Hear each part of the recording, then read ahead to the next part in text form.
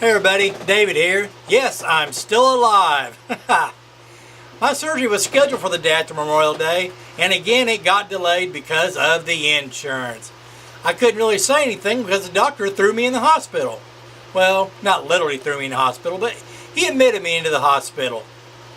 And so I did a little physical therapy, little exercise things, and of course none of that worked. So there's from that Tuesday till that next Friday morning, I just laid around in bed, watched TV, and take pain medications. Hey, I was living the high life, I guess. But then on that Friday morning at 6 o'clock, they came and got me and hauled me down to the operating room, and I had my back surgery. So, I finally got all that taken care of. It took me a couple of weeks to really kind of get around to do anything. And everything is, still in pain. Everything back there is just very uncomfortable. I was having to wear a back brace and all kinds of stuff like that. And it's just hard to really do anything. Didn't really have any motivation to do anything. But I could still do my job. I work out of the house. So I was able to do some of my work at, the computer for a couple hours and go lay down a couple hours.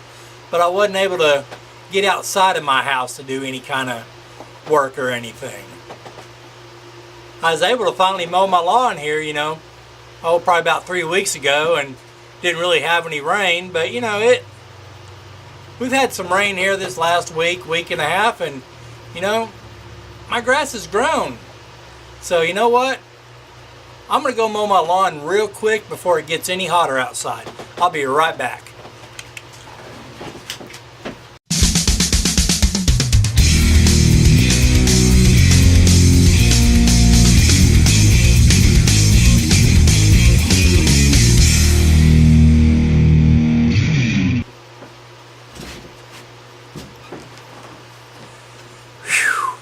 Too late, it's already too hot out there.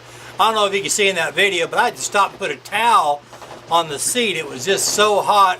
I think I got second-degree burns on my butt. I'll have to have my wife check that out for me here a little later. Well, when I was able to get around, it's fireworks season then, around July, and I helped some friends of mine, the ones that we bought the property from. We helped them with their fireworks business. So I did what I could do, rolling around in a wheelchair, pricing things, maybe putting some new product in the computer. And I let my wife do all the heavy lifting and everything. She's good at that kind of stuff. I did shoot off some fireworks. Well, I shot off a lot of fireworks. I'm hoping some of the videos that I did take come out, and I'll be posting some of those here, in a few days and everything. Okay, now to get on to more important things. The status of the house. If I could name this housing project, how like on HGTV, they always name the houses or everything. This house here would be called Murphy's Law, because if it can happen, it will.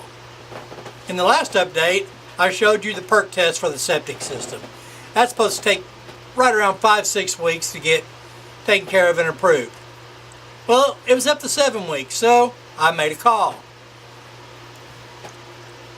It seems that the people who designed my septic system didn't understand where the driveway for the house is supposed to be.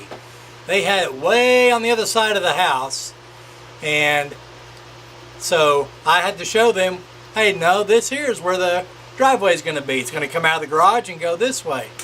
Well, that screwed things up right there, because I guess now when you do a septic system, you got to show where you're going to put the septic system, and then you have to have an alternative place to run the septic system in case something there, in case something happens there that they can't put it in. Hey, you got this alternative place to put the lines. Well, you can't put the lines there because that's where my driveway is. So now they have to come out and dig another hole for another perk test and do all that stuff there to figure out where, and do the designing of the alternative lines. So that's where I'm at there. I just hope I don't have to wait another 5 to 6 weeks for that to happen. Also, during these last few weeks, I've gotten in contact with utility departments.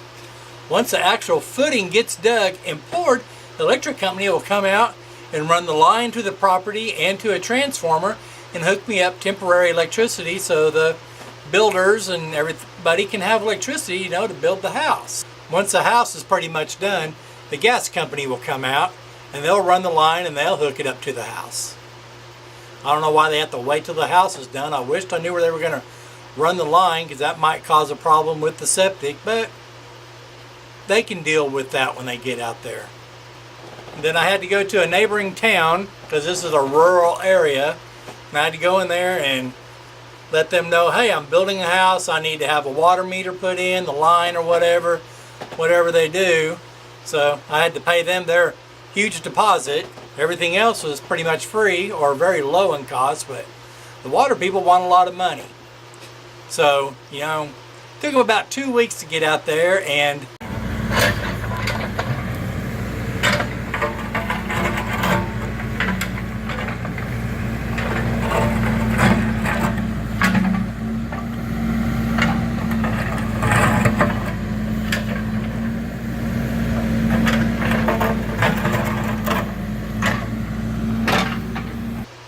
then I stopped by the next day.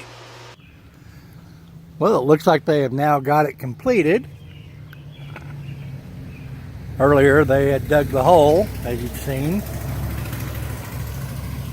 and they now have it completed in here. I wish they would have hauled that big old rotted stump out of here, but oh well, we'll get rid of it somewhere. But there's the water line coming up out of the water meter. I guess there's a water meter in there. Whoops. Let's see.